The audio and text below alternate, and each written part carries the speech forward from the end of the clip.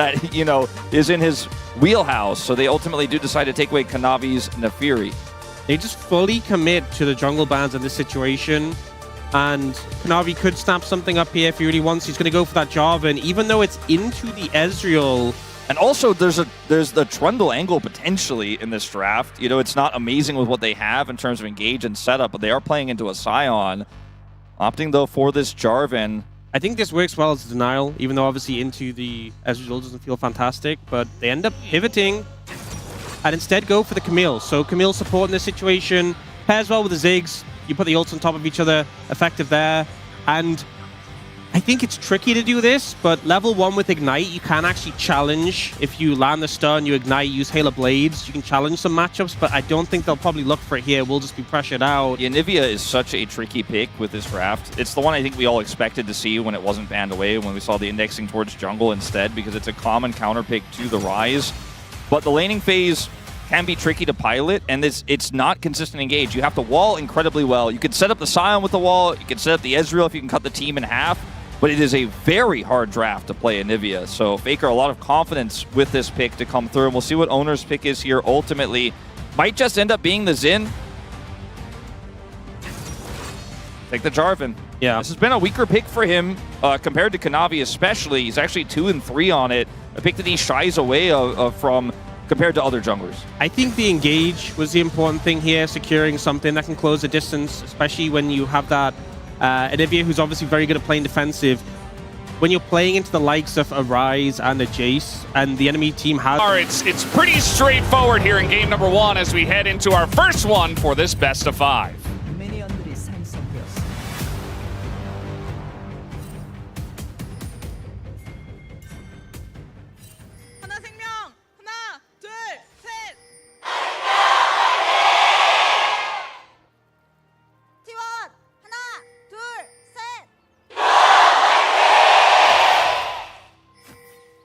Alrighty, game number 1. This best of 5 determines our first seed into MSI here at the road to MSI, as Faker's already getting it going here at level 1, as he oftentimes does on the Anivia. Has been a key pick for him, I feel like, especially towards the tail end of, well, I guess for all of round 2, I suppose. He has been fantastic on this pick, and I do like it as a comfort pick, especially into the Ryze early on for Faker. You see Zeka getting down a ward onto Owner's Raptors, very wary of the potential early gank that can come through. We've seen some of those from Jarvan just immediately beelining towards mid, especially with an Anivia in combo, very easy to set that up. Some good dodges there from Gumiishi and Delight. Faker often uses his egg as a resource. We talk about this a lot. We call it the Faker egg. In the laning phase here, we'll just go straight down to it. Huge cheer comes through, though, because Zeka ends up getting a majority of his health bar in post. Yeah, he's getting pretty low. I mean, Zeka, at the end of the day, though, is not going to be able to finish him off, and that's really what you're looking for, but he has Flash. He hits level 3. I think he could just flash on him, honestly. Yeah. Faker's going to have to be careful about that. Faker does have teleport, and okay, a gank down on the bottom side as there is Peas with the Arcane Shift away, but now the flash forward with the satchel means that Peas has to flash out, and he lives! Even though Kanavi tries to flash, and for the kill, it is not enough. They commit so heavily, so many resources put into that play, but I love the positioning from T1 in the lane. And they had Carrier playing so far back, the Ezreal up forward, so the Arcane Shift and the Flash is just enough to get him out of range, to get him to safety. 2 flashes burned by HLE and that Ignite, so even though Pays loses his summoners, he's still an Ezreal, he still has the Arcane Shift, he's going to be okay. Yeah, no, he doesn't die, but the damage is still done. Obviously, the Ziggs is going to be able to teleport straight back to the lane. They ended up getting some extra damage done here. Some farm was denied for Pays. He's a wave behind right now, so still mission successful, but had they gotten the kill, it would have felt so much stronger. Even though they committed double flash, I think this is something that HLE will not feel too bad about. Faker also recovers from losing his egg because he has TP, gets straight back to the lane. Early game is even. Here we have Owner rotating around. Yeah, we're roaming down here. Guma in a rough spot as the satchel's already down. He is just a sitting duck as Delight is not able to interrupt Owner getting in there. This should be first blood. The question is, who does it go to? They hand it over to Pays as he starts off strong on the Ezreal. And it's just perfect timing for a gank to get Pays back into the game capitalizing on the fact that Guma bit his flash in that earlier gank. They get to shove this wave in, maybe even get a plate on the back of it as well, and it is Paze who picked up that kill, importantly enough. Yeah, really huge moment here for T1, pushing them into a 400 gold lead off of the first blood alone. As Faker is just going to be slightly annoyed here by Kanavi. Nothing really in return. Delight tried his best to try to alter the course of that bottom side dive with his little hook shot there, tries to prevent the follow-up, but just ultimately not able to do anything. And with Satchel down, there's an easy gank for Owner on that Xin, or excuse me, Jarvan. Yeah, I think just with how deep Gumiushi was in the lane, I just think there's no way you get out unless T1 massively misplayed it. So early ganks coming into the bot lane already from both sides, which isn't too unexpected in this situation. Zeka's been doing pretty good in this mid lane matchup. We saw him getting those heavy trades earlier, but going to be able to pick up a plate here as well. And the top side, Zeus has that early pressure into the matchup against Sion, but Doran's doing pretty fine, all things considered. Yeah, I feel like, especially nowadays, with a lot of Rise players having to play into Anivia over and over, they've kind of realized that as long as they can get through the early parts of the game, get a couple of items online, the Anivia damage isn't really that much, so as long as you're not being camped by the jungle, you actually have, you know, good pushing power, especially before the Anivia is level 6. And a lot of our Rise players have been, I feel like, thriving, especially early on in the matchup up against Anivia. Obviously, the Anivia, once she gets going, gets a couple of items, maybe 3 in the team fights, can be extremely annoying, and that's what Faker's going to be looking for. A lot of burst potential in the Anivia if you can isolate a target with your wall in team fights. As Zeka, he's running on into this one. Faker's not going to die this time, but I mean, even the ticking damage from the Deathfire touch, Faker's really having a rough time even just surviving. Yeah, doesn't have his ult. Yeah, no ult, no TP. He's in a really dire spot. Zeka's low on mana, but it's a Rise. He still has a decent amount. No stun. Yeah, the stun is down, the ghost is up, but the auto doesn't finish him off, and Zeka nearly he retakes the aggro from the Deathfire touch. A big mistake from Zeka. Faker's laughing his way to the bank. By the way, Faker's passive was coming up in just a few seconds. I think Faker knew he was playing with him. He was trying to bait him in, and Zeka took the bait, hook, line, and sinker, but the re-aggro on the turret, a huge mistake. I just feel like it goes through your mind. You're like, oh, the burn might kill him, but then he doesn't register the burn. I shouldn't get under tower. Zeka gets a little bit too greedy there, and this is a great route back into the lane for Faker, who honestly has been struggling in these early levels. And now, he was level 5 there, he's up to level 7. The second Faker Qs, you're like, I'm going in, right? He doesn't have stun, he doesn't have the peel, I think I have the damage. He's like, I got him. By the way, Faker's super cool about it the whole way through. I made a mistake, he says. And the crowd roars behind him. Faker now with a gold lead in a matchup that felt really, really like he was falling significantly far behind in. I think part of it, not to make excuses for Zeka, but we've had so many years of phase rush Rise, and maybe not quite used to Deathfire touch on the Rise in that situation. Yeah, it's not very often Rise builds anything that burns, except obviously in recent patches with the Deathfire touch. And yeah, so now Faker's in a totally fine spot.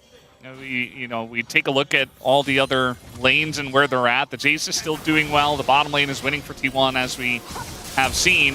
As Keria is going to have to flash away, and that's a nice pillar to deny any kind of follow-up there onto Delight. So they collect the flash of Keria at least. And I think Keria is going to quite frequently be a point that HLE can look to target, being that he has to be the primary warder and he is playing Karma. If his flash is down and you're playing into Trundle or Camille, these are picks that can really capitalize on that effectively.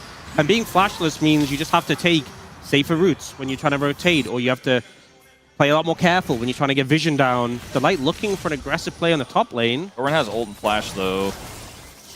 I don't really know what they're going to look for here outside of a little bit of harass. I mean, this is a Sion that just has plated steel caps, but with the shield and level 7, he's totally fine. So it feels like Delight is looking to do something on the map. Although the knockback is going to come through here, and now Delight gets in there, and Doran does get outplayed there. That is going to be the kill going to Delight. little bit of trickery there. Coming back for the late re-engage. Doran, I don't think, expected that, and will cost him his life. He tries to flash and still ends up dying. Delight flashing is not, I mean, it's not like he doesn't want to have flash on this Camille, but I think it's absolutely worth it. Now Doran being flashes in this Jace matchup means repeat ganks could be a possibility. Speaking of, we do have Owner down here. I don't think he's going to be committing to anything, even with Keria in the area. But, all right, a big punch back here for HLE. A big pickup, considering that I feel like HLE, having Delight on the top side, playing towards Zeus is obviously beneficial, but a big focus was getting those grubs anyway. Getting the kill on top of that is just the icing on the cake. We did see grubs buffed on this patch, so even stronger now. And when you have this Jace who's already strong, definitely something powerful buff to set him up with. Not to mention the Ziggs, obviously, who's incredibly strong at taking out turrets. Yeah. And Avi felt like he was seen, just based on the positioning of Doran, because if he gets in there, lands a pillar, maybe we only have the ult available for Doran, as there's the ult, it's down, and now the Subjugate comes in, and he's basically made a paper. This is what the Trundle is so good at doing. They punish Doran once again. Honestly, what I the was pillar... talking about, you know, the follow-up gank here, pretty easy to set up. You got the Subjugate, and down he goes, and Owner's just trying to protect this turret, but so much money's going to go over. The grubs are here. Zeus picks up additional plate gold, and now this is a 1,000 gold lead. And Zeus is going to have to be the saving grace here for HLE. They played through him. Let's see what he can get done. We wanted the Jace to be strong, and he is very strong at this point, so Zeus is a phenomenal spot. I feel like in that gank, Kanavi's pillar placement was not even ideal. It was not cutting off Doran, but with the Subjugate, the damage is just there, and if Doran starts falling behind into a composition that has so much damage and a Subjugate, it's going to be so hard to play these team fights. You step up, a pillar's behind you, you can't ult out, your stats get drained, you get deleted, and suddenly T1's front-to-back ideas go out the window. Yeah, got to be careful. I feel like Sion oftentimes is picked as safety, someone who can get through the lane, eventually gets very tanky, but it feels real bad when he's just sitting there giving over free gold to the enemy team. Is now Faker in a very awkward spot here, trying to wall his way out of the situation. Probably going to have to flash with the Camille coming over. Flash is long to get away from this one, and now Delight trying to get on the edge. Oh! And he gets in to the Realm Warp, and Delight will survive with the help of Zeka.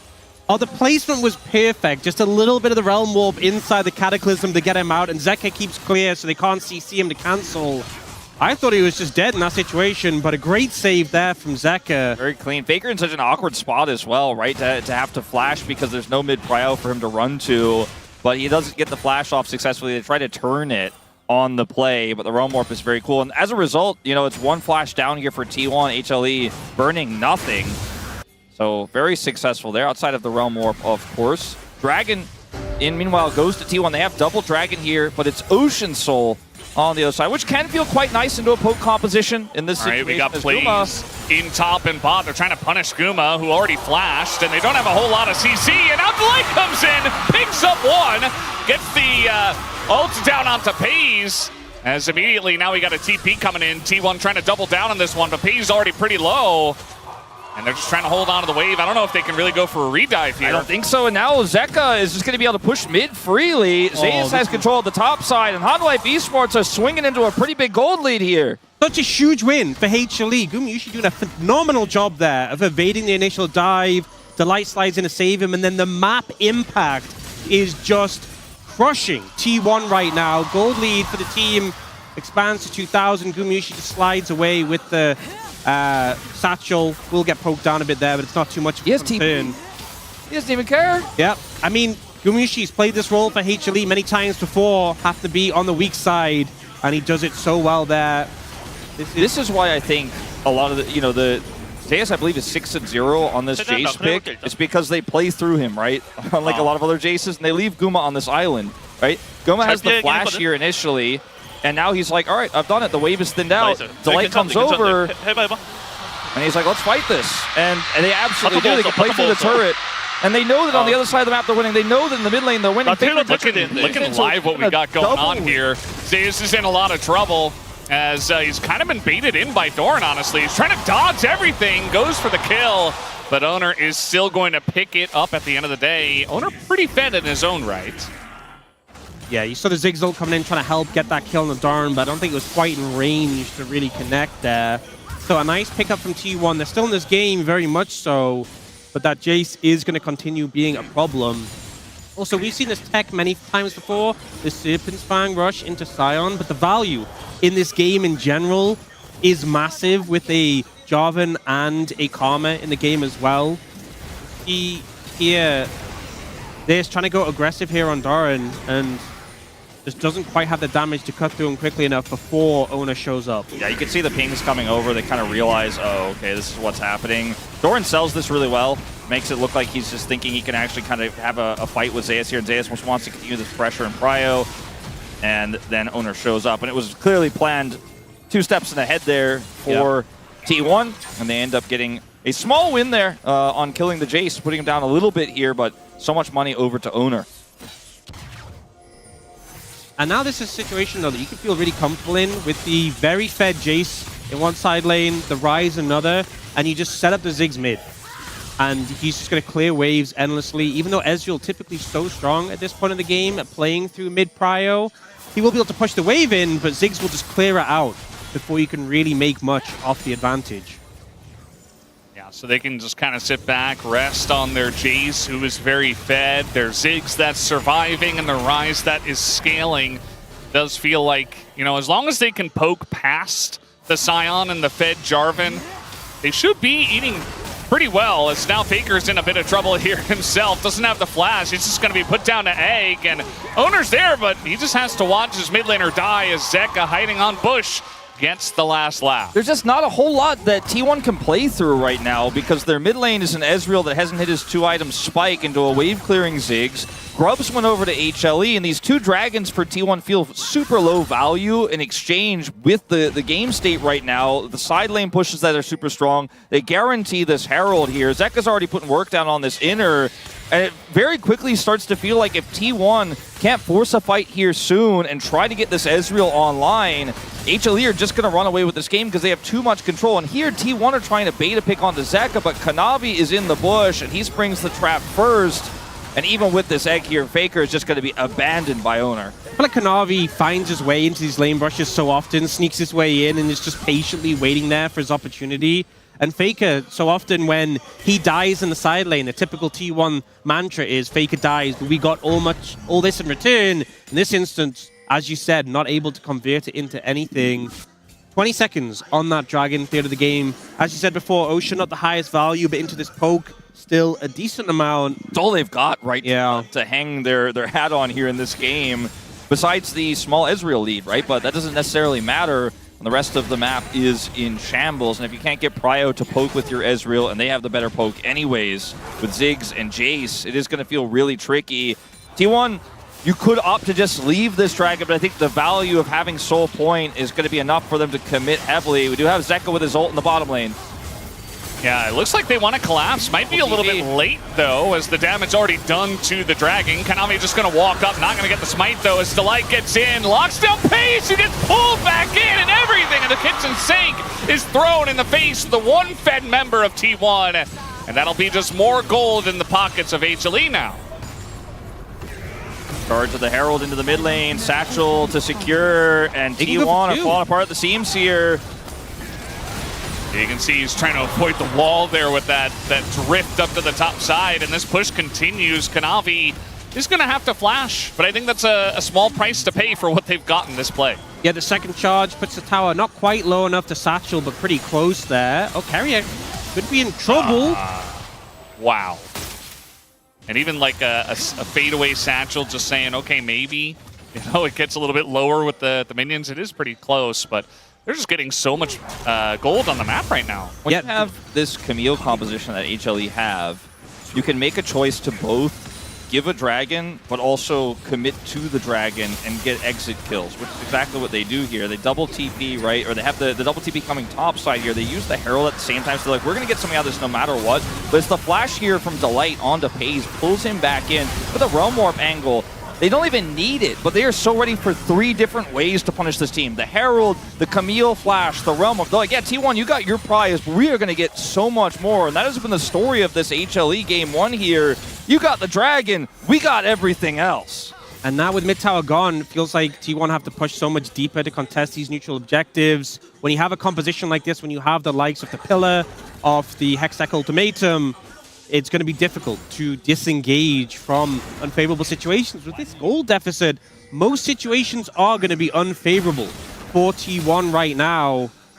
We do have Pays coming up on that big item spike with the Mirror Mana being stacked soon, but it just doesn't feel nearly as significant as it could be in this state of game. I wonder if now for T1 the game plan is completely shifted and you start thinking about your Anivia wave clear and you start thinking about giving up a few dragons and you start thinking about maybe, you know, we contest for some barons later on, but we're just going to have to let everything go from here on out, just try to defend our turrets. Because trying to force fights and start fights at this game state, 3,000 gold behind, into this Fed rise, right, the Jace is insanely ahead. It just doesn't feel realistic at this point. The problem as well is that you're playing where your engage is mostly the Jarvan and maybe the Sion, but Sion is playing into the likes of a Trundle who can pillar to interrupt his engage. And the Jarvan, when you look at the other side, all 3 carries on HLE have flashes. Trying to get owner here. I mean, even a TP going to be committed to as everybody trying to come over and help them. But now Faker gets baited into this one, but he will be okay. Actually, just walks it off. Zeka also using both summoners. And they've got to respond to the top push. We also have a Satchel in bot as HLE. They don't get any kills, but they're still getting more map gold.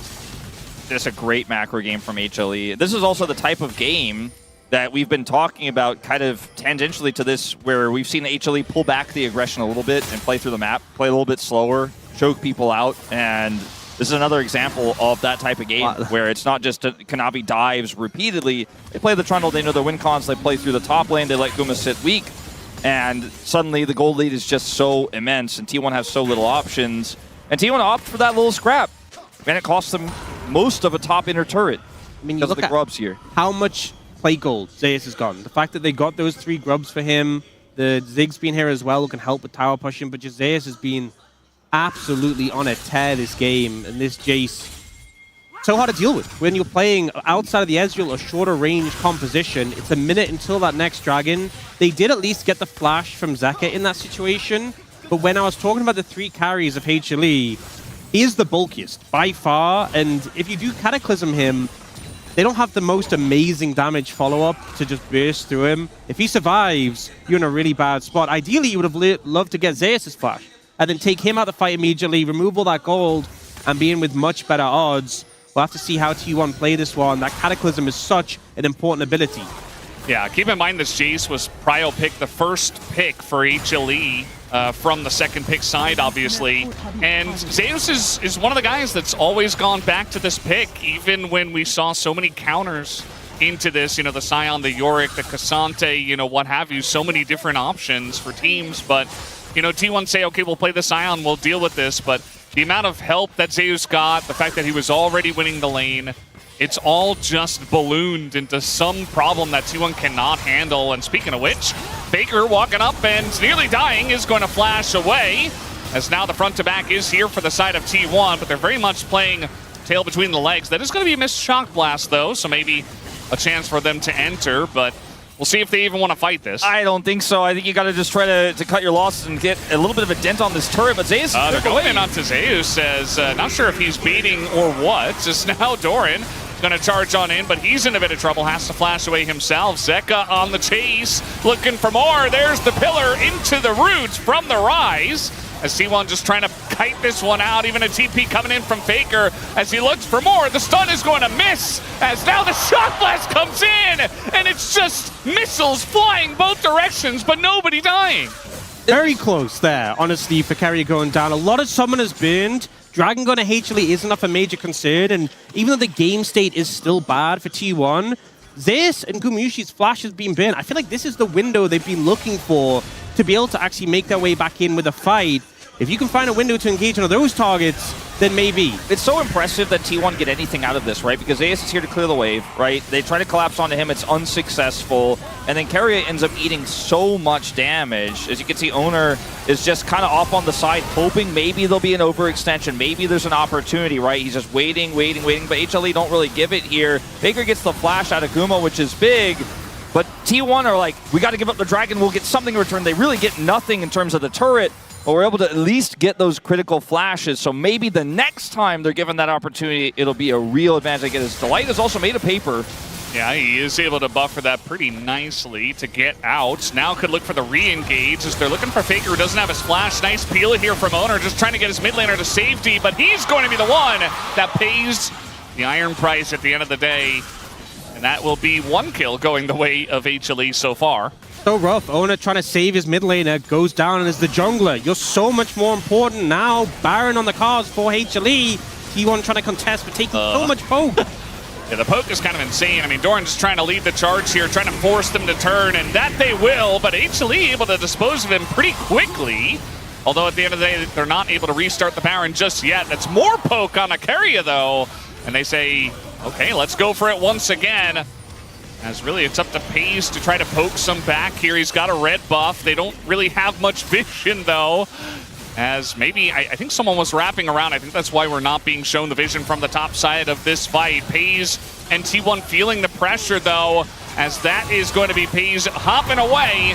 And he gets to safety, but HLE get the Baron. Paze wasn't able to land enough poke there, I think, for the challenge, and he was so scared to step up. The placement of the bombs from Guma on the ground really preventing them from getting to that Baron as quickly as they would have liked to. This all starts with Delight being a potential caught target here, but Faker is unable to wall him away. Now his wall is down and he's vulnerable. Owner has to bail him out.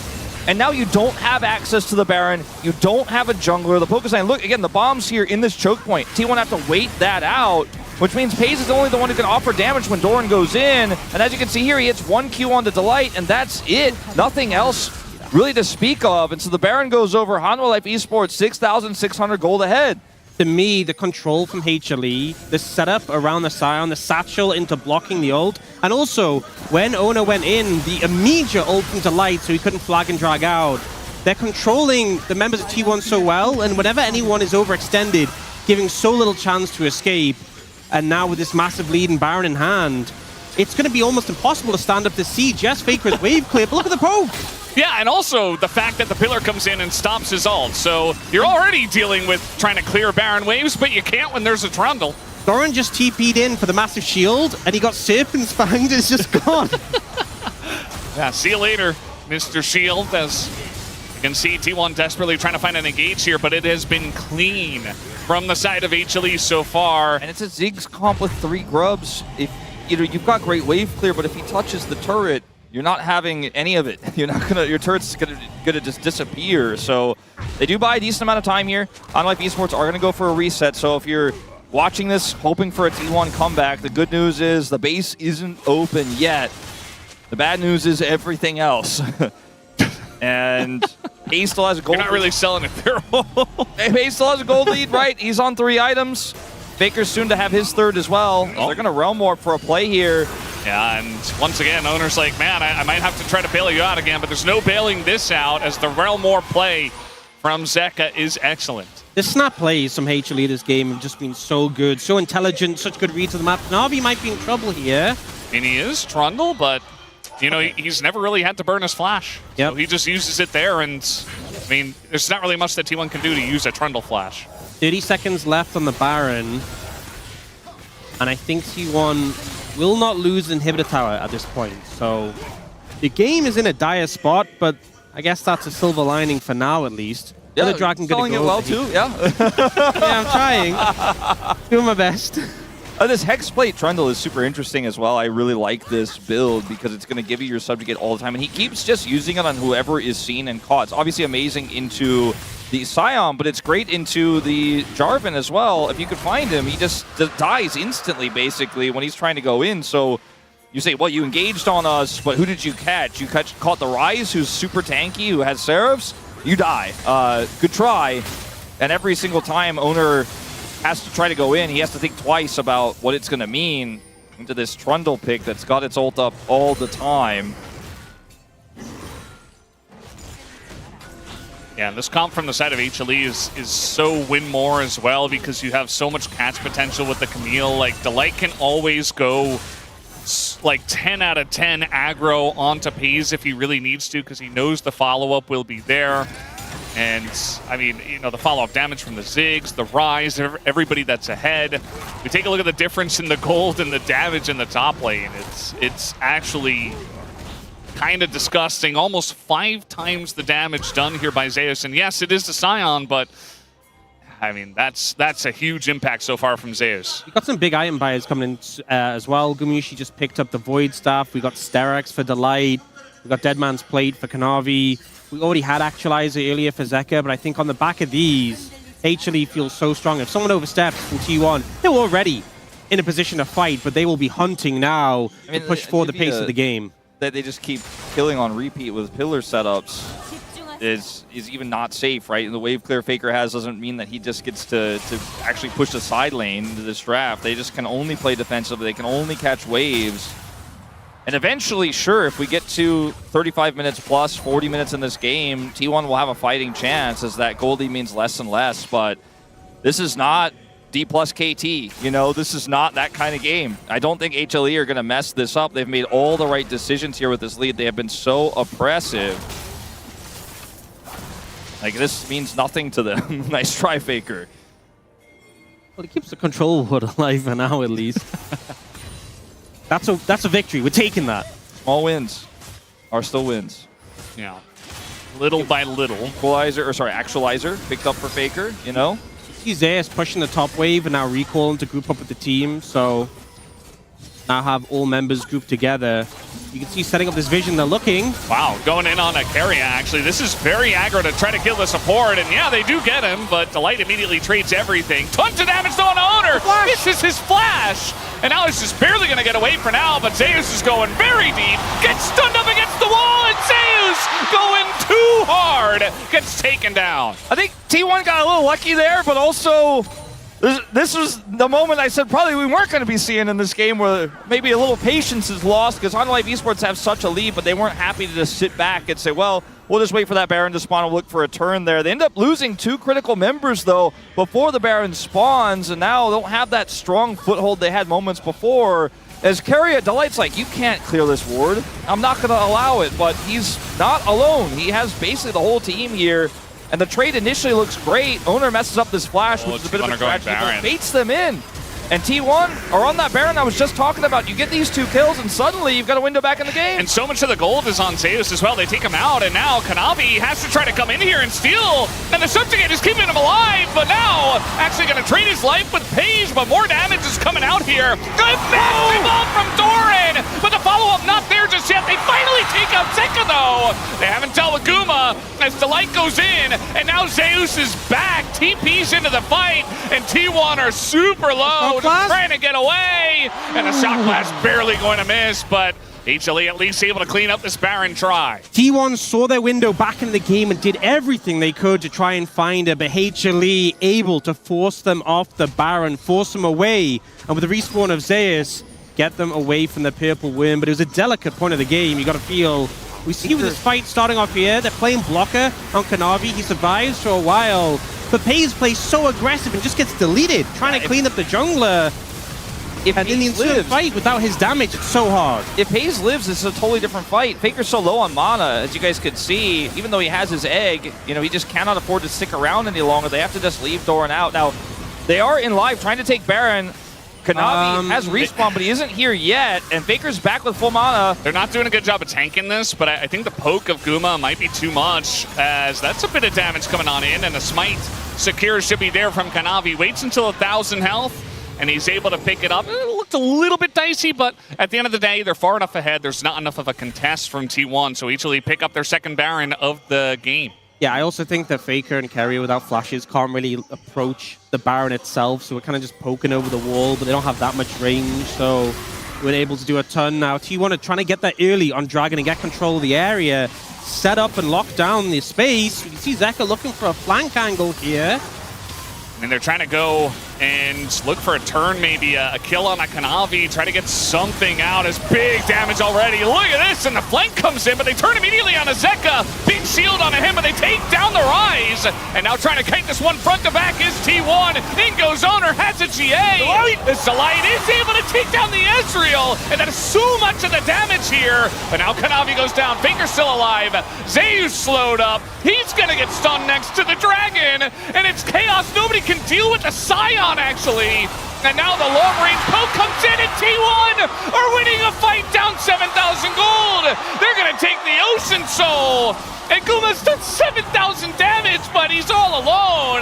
Just a sad little Ziggs with his back against the Scion is able to take out Owner, funnily enough, but a small prize as Doran picks up a massive sack of gold. Doran's their final form on this Scion, and I think the mistake here was Zeka approaching on this flank with no flash available. T1 see him, and immediately Owner turns onto him. And even as bulky as he is, he still goes down. The thing I think they were thinking was, I've got enough damage with this Actualizer Rise. Once the ult comes down from Guma, I wipe them. He's thinking, I'm going to clean them up so fast, but he doesn't. He gets poked, but just basically collapsed on there and blown up. T1 snap, engage, and turn the focus the second he shows on Vision there. And then, like you said, there just isn't enough damage to cut through this Scion anymore. As Guma plays this really well, he plays it as best as he can. Oh, we got another pick here, by the way. Zeka, he runs out, doesn't have any time, and Zeka again, unfortunately, has been a bunch of errors in this game that have really put his team in a bad spot, and now T1, all of a sudden, they're pushing mid. This is the same game where they were 8,000 gold behind, 2 Barons to HLE. And you said it before, Wolf, they didn't break into the base. They really didn't break the backs of T1. And T1 have been in this position before where they're just waiting for the enemy team to make mistakes, and we have seen quite a few of them here. Ziggs being used defensively now. Poke missing there from Zeus as well. And with the Ocean Soul, they're feeling so much safer against that poke. Oh, Doran looking for it, trying to get the flank on her, but so many knockups. They get the kill on the Ziggs. They're looking for more. As down will go Owner. A lot of damage from the turret going on at T1, but at the end of the day, they have the Karma shields. They have this gigantic Scion, and they are just force pressing HLE into these fights and winning them. I mean, this is what happens if you make a critical mistake. Zeka made 2 in a row. The game can change just like that. Look at this. In this moment, he's just pushing midway. Your Faker catches him with the max range Q. He has no flash. Then the wall comes up. He tries to realm warp his way out, but there's just too many threats. But you can see what happens when HLE's composition loses map control, loses vision control, and has to poke through waves, has to poke blind with the Jace and the Ziggs. The Ziggs is using his ultimate to clear waves, but the wave still crashes. This game has turned on its head completely. Hanwha Life Esports still with a gold lead, but the control they had is completely gone. Yeah, barely at this point, having the gold lead, and Doran with the Ocean Soul and the items he has, so hard to cut through. For so much of this game, it's been about Zeus being ahead of the curve, but now he has 4 items and a Dirk compared to 4 items of Doran. You're just not cutting through that Scion. You had a timer where you were so far ahead, you could deal with T1, you were ahead, everything was going for you. The map control was spectacular. And then a step too far, and suddenly HLE now staring down the prospect of an even kill game, only 1,000 gold lead. And to lose a game 1 like this would be absolutely devastating to the mental. So definitely not over yet, but I feel like they have to find a better way to approach these fights, try and get some poke onto the backline members, the critical members again, because if they try and brute force through Doran, it's just never going to work unless he really oversteps. Especially with the amount of nemesises that this team has, for some of these players, like Zeus versus Doran, you start to think, if I can't win with this lead, can I win at all? As Owner is going to avoid this engage. They're going very hard into this Jarvan, and they should be able to take him down.